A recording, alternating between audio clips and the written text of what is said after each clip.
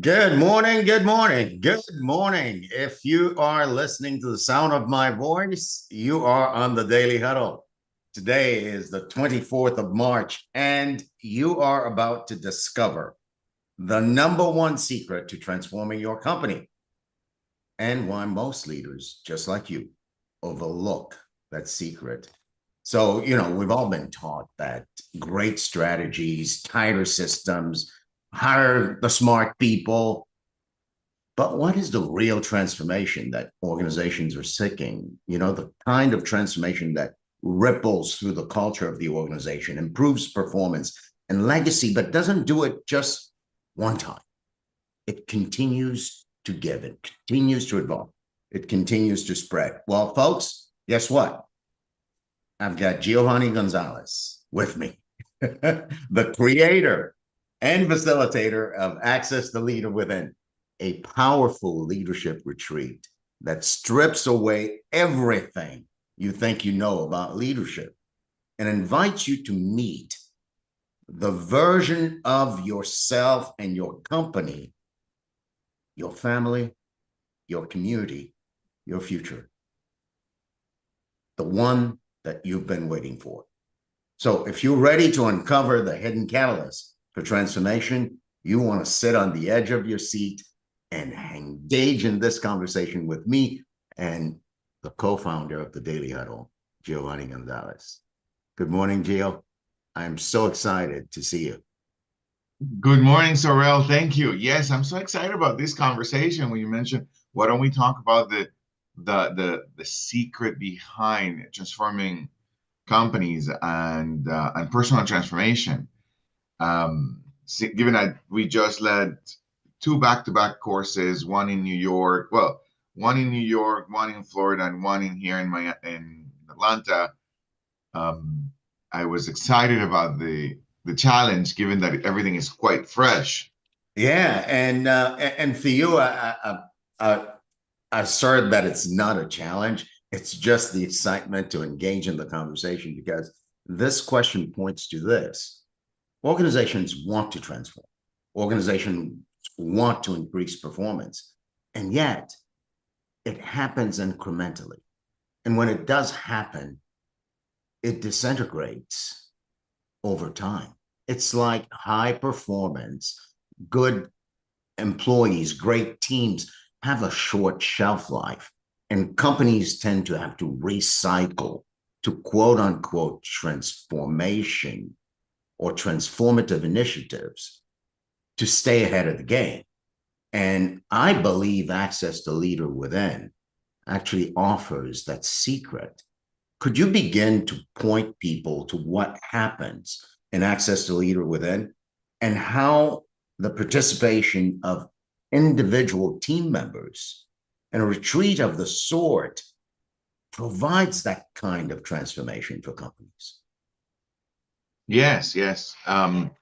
So one of the things that we're talking about a 2 day and a half leadership course, if you will, and the reason why is that extensive is because for the most part, companies, organizations, small businesses, large businesses, they they have to really work really hard to keep the business going, right? And to maintain processes. And they have to create lots of incentives so that people don't go and they get comfortable inside of the organization, right?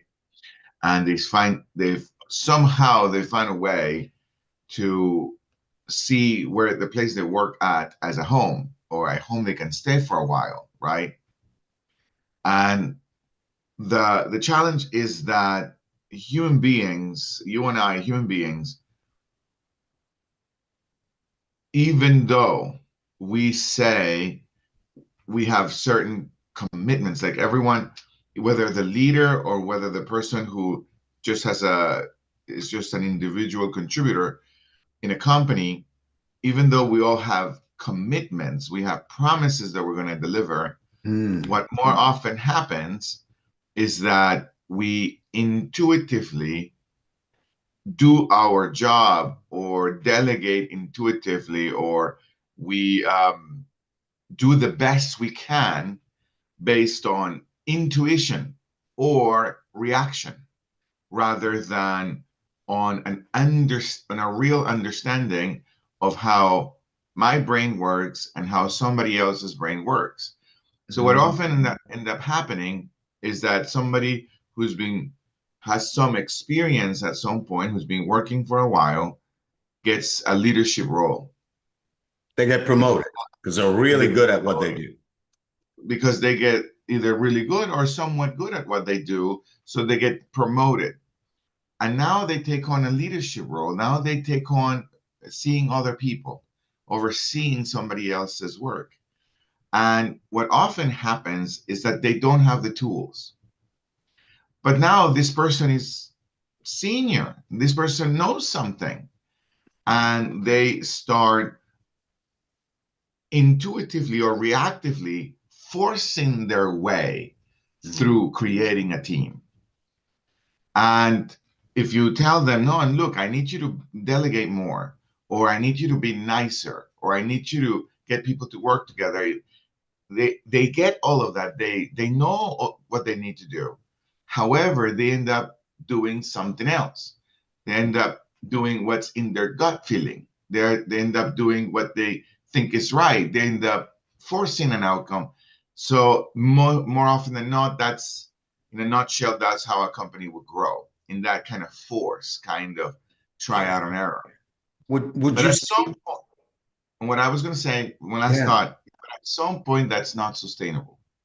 At Yeah. some point, the leadership of a team, of a company, they actually say, we need to do something that gets people to communicate effectively, that gets people to actually see the vision. We need to have people to see the vision together, aligned. We need to see ourselves as a team. It Mm. no longer is just giving you a paycheck. We need to create something here.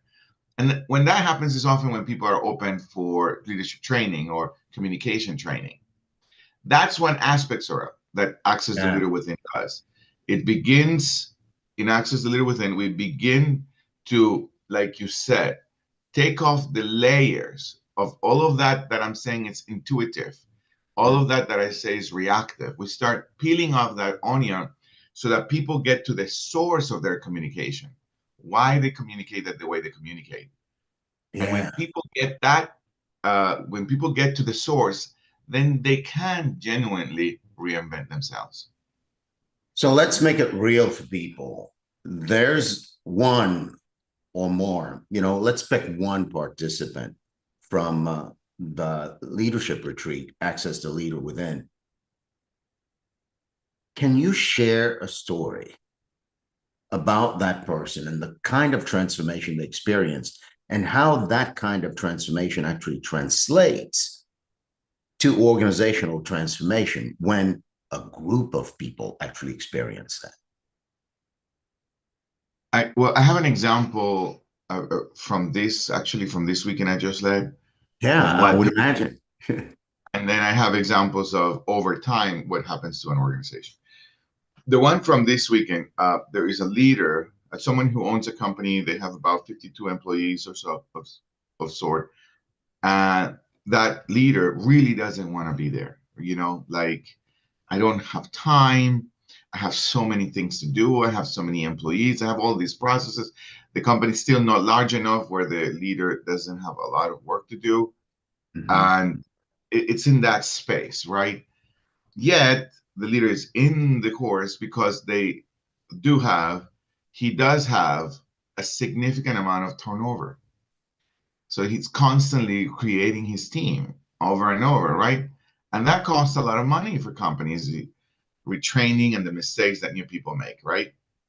So when the leader was in the course and we start navigating the journey of the conversation, what do we do? I'm going to get into the nuts and bolts of the conversation. What we end up doing is we have people begin to have a conversation with me and with the person next to them so that they can start separating the way they see something, Mhm. like the point of view, the way they see something, and then the way that they feel about what they see. when people begin to separate those two worlds, the world of my perception, Mhm. not not just separate them, like distinguish them. When I start separating the world of the way I'm seeing this and the way I feel about the way I see this, Mhm. when people start distinguishing them, then they begin to get like a natural way of having something new to say. They don't react anymore. They have a moment of clarity on whether they need to say this or they need to say that.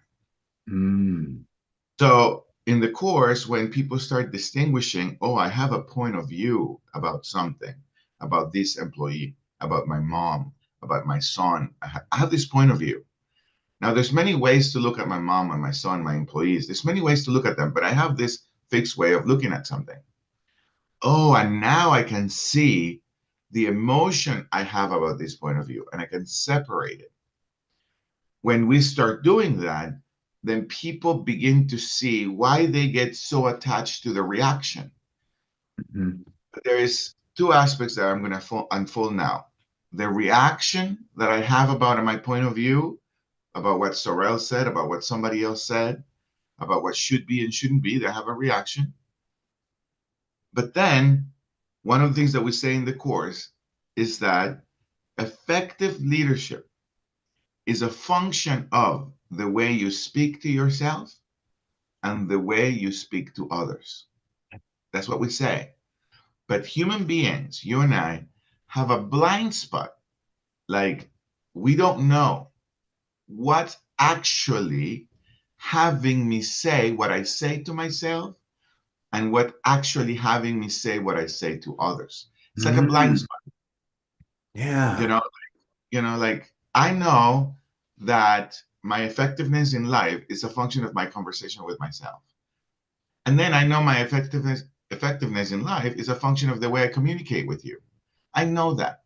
What I don't know is what's sourcing my communication with myself and my communication with others. That's Yeah. in my blind spot. And people go everywhere looking for effectiveness, but they don't know what's actually the source of that. So I'm going to reveal the source of that right now, but it's not going to make any difference. Or the source of that what's actually given the source of the way I communicate myself and the way I communicate with others, the way you communicate with yourself and then you communicate with others, is actually your relationship with your past. One's relationship with your past. The source of my leadership is my relationship with my past.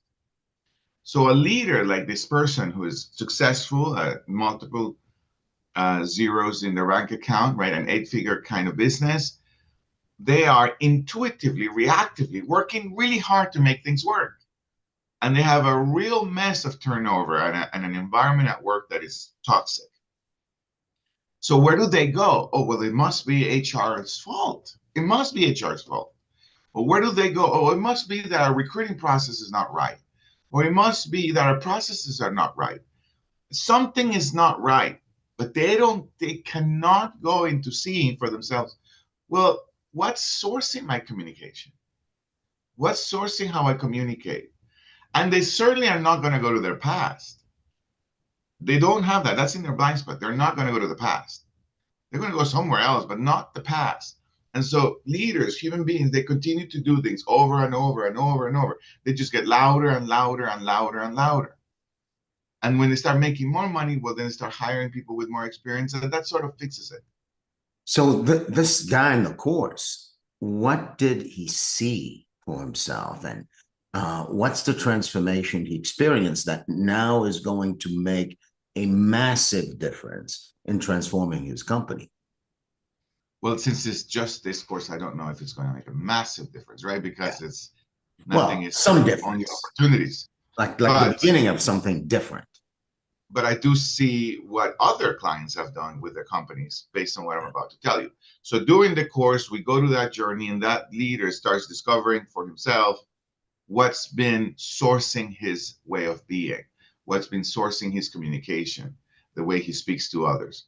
And he said somewhere on Saturday and Sunday, he says, oh my gosh, now I understand why how I have created a toxic environment for myself.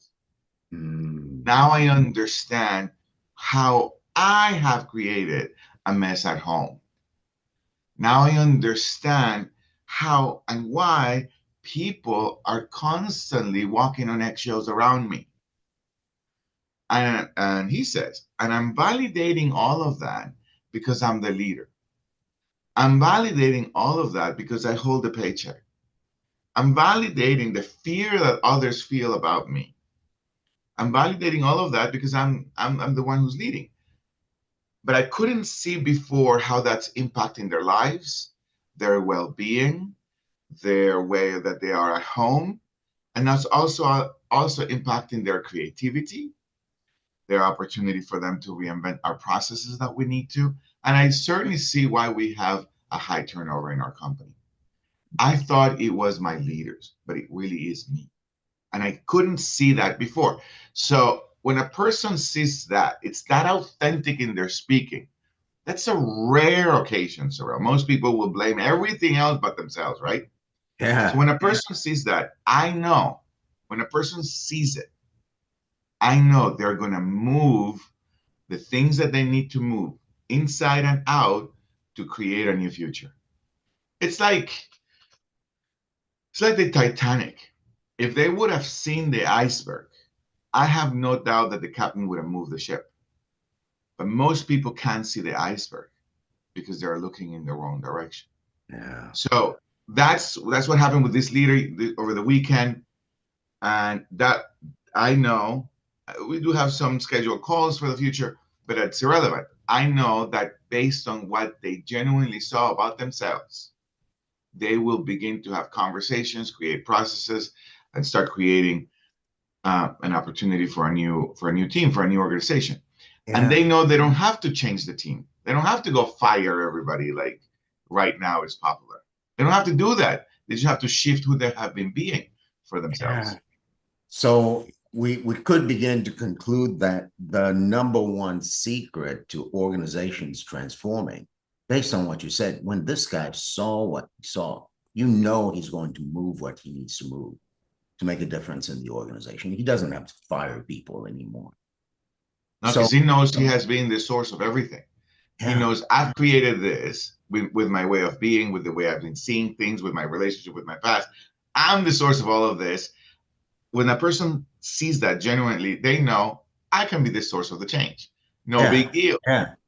So individual for companies, is it safe to say that for a company to transform, it first has to begin with the transformation of the leader and the transformation of the individual team members? Yes, much easier, right? If the leader is at the leader who's at the top is taking on his own personal or her own personal transformation, the company has a real shot at transforming real quick.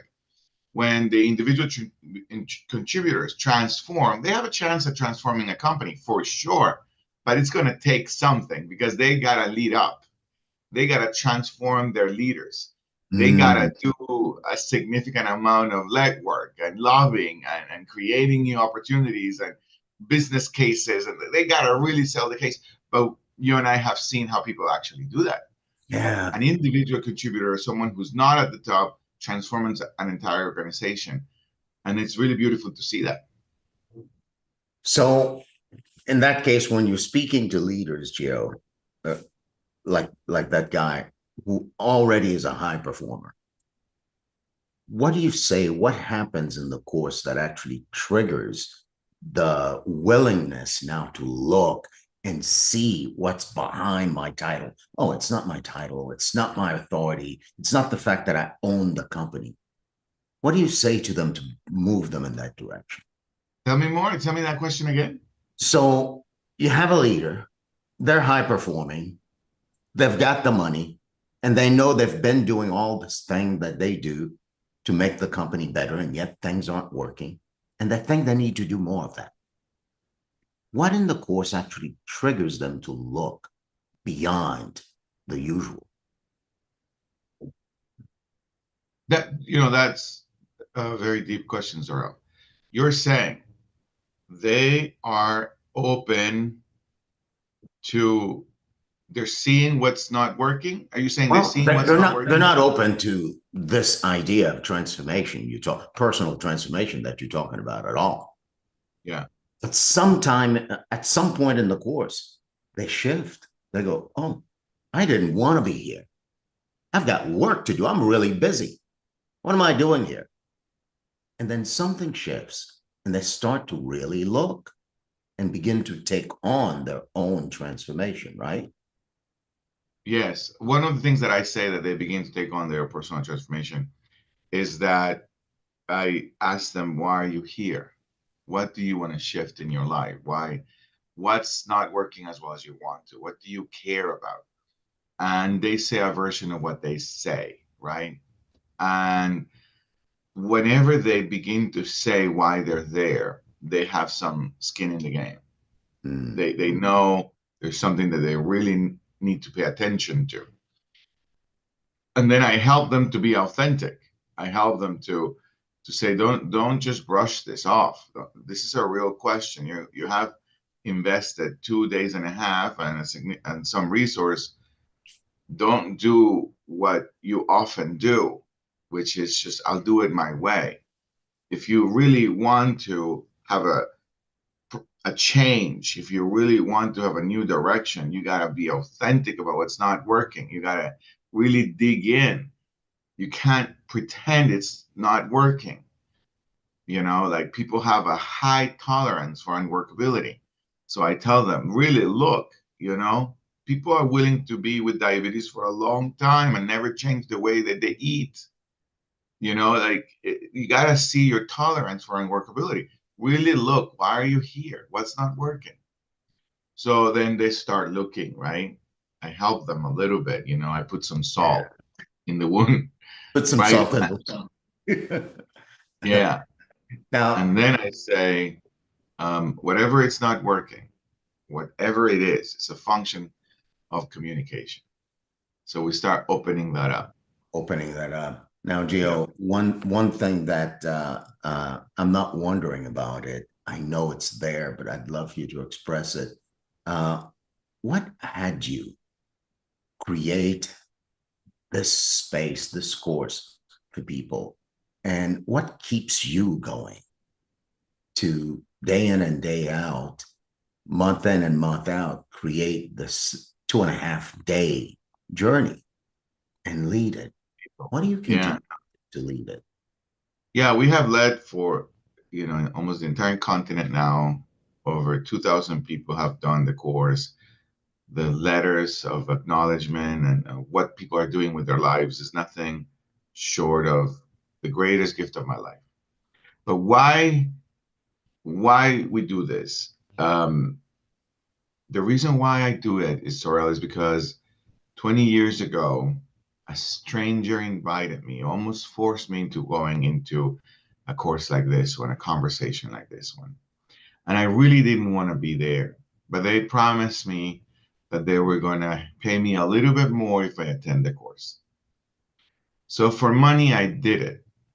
And while I was going through the course and as I was shifting my way of looking at things, I understood I understood a little bit more about humanity, the humanity of people, about the spirit of people, about what's really sourcing people's love and commitments, if you will. And as I was in the room, Sorrel, and I was in my early 20s, and I was looking at people having these aha moments of like really like transforming themselves, like, wow, a new future. Now they can write their own story.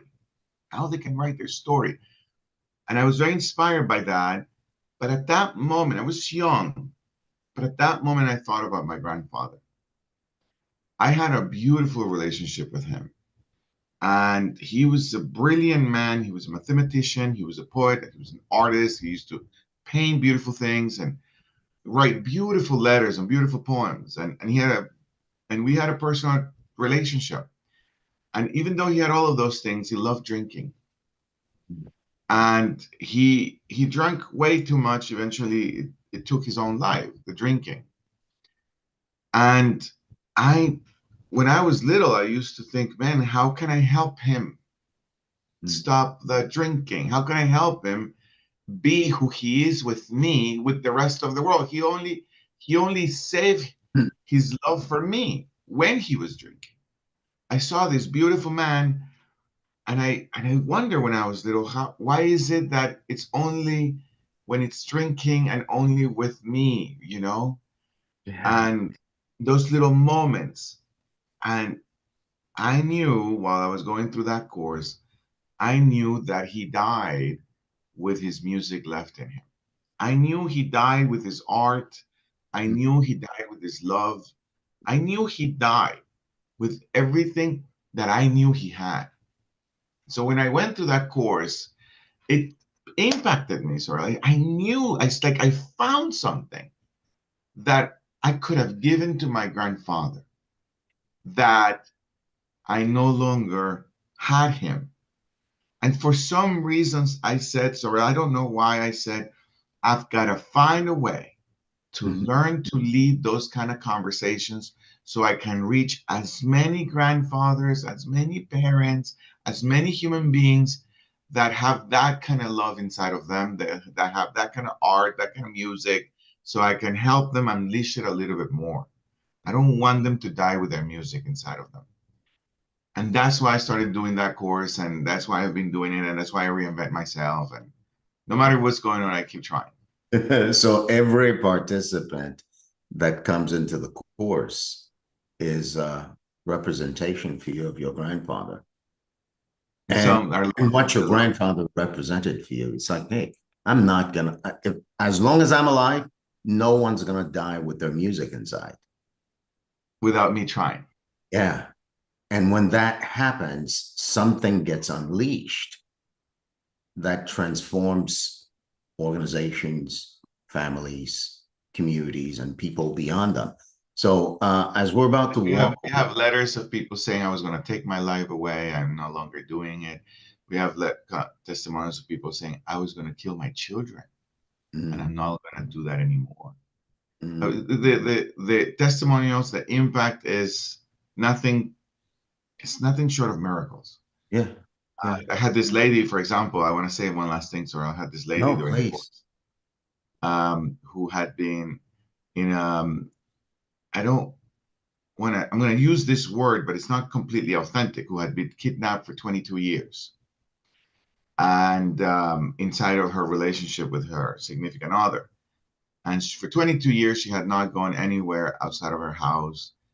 Um, and as she has been going through the course and she's been seeing her fears, but imagine being yourself, being someone who hasn't been outside of somewhere for 22 years.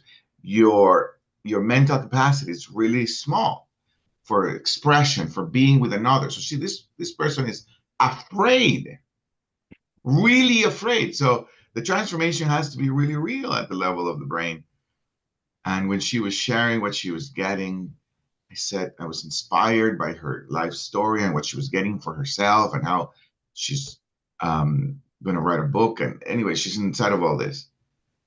I said, so what did you get from doing all this? And she says, that I can write my story. My story cannot be written for me. I can write my story. So those things are what juices my life and why Yeah. I'm here. So she can write her story, and standing on the shoulders of what you just said, Gio, if you were to leave people today with just one insight, or maybe the possibility of what they can do to connect to access the leader within, what would you want to say right now? I don't like to give these huge, deep questions as like a last comment. like the last comment, what would be the insight? Access the leader within is a journey within, right? And I guess I can say what I heard from, I think it was Socrates who said, an unexamined life is not worth living. Yeah. So what I invite people to do, if this conversation is making any sense at all, is to go inward and discover and explore the immense possibility that they are. Yeah. And I highly recommend that, Gio. And for that, I'm asking you, when is the next occasion? Is there a next occasion? Yeah, our next Access the Leader Within is in September this year. So stay tuned. Right now, we're working on having it be in English. And we have something scheduled in Spanish, but we're working on having it be in English. But it is in September, between Yeah. September and October. Well, stay tuned right here on the Daily Huddle. Giovanni and I will once again have a conversation about the journey called Access the Leader Within, the kind of journey that leaves you personally discovering the number one secret to transforming your organizations, whether it's your company, whether it's your family, whether it's your church, whether it's your school, any institution stands very little chance of transforming in a sustainable way unless the individuals in the leadership positions and the individuals in the seats that matter in the organization, and all the seats matter, take on personal transformation. And Access the Leader Within is a place where people can take on personal transformation in a very systematic and proven way that works. Giovanni, thank you for taking the time right after a long weekend to have this conversation with me. I was adamant that the world hears that this is possible for them and this is possible for their organizations. And I'm immensely grateful for what you do in the world. Thank you for being the vessel for a conversation that makes a difference. Thank you, Sorrel. All right, folks, this is our Daily Huddle for today. You want to connect with Giovanni Gonzalez, you can go to coachgeo360.com, correct? Yes. All right. And we'll end with our 8 tenets. The first one is love. Love the people you love to hate. And love yourself. Begin there. The second tenet is laugh out loud. If you need a comedy show, if you need to go on YouTube or TikTok and find some cat video to make you laugh, go for it. You need to laugh. Laugh out loud. The third is eat mostly plant-based, folks. It'll keep you healthy. It'll help you make the fourth one possible for you. Stress less. Life is not that long, and it doesn't have to be that significant. Stress less. It will help you to give of yourself, give of the things you have, give. It leaves you resting peacefully. Sleep and move your body. And last but not least, check your assumptions, because what you think is true, what you're defending so hard, may not be. Just check your assumptions. Folks, this is your Daily Huddle for today. We're here on every weekday morning from 9 to 9:30-ish a.m. Tomorrow, we've got Andrea Villa, who's going to be leading the communication and relationship segment. Be sure not to miss that. Until then, this is your Daily Huddle. See you soon.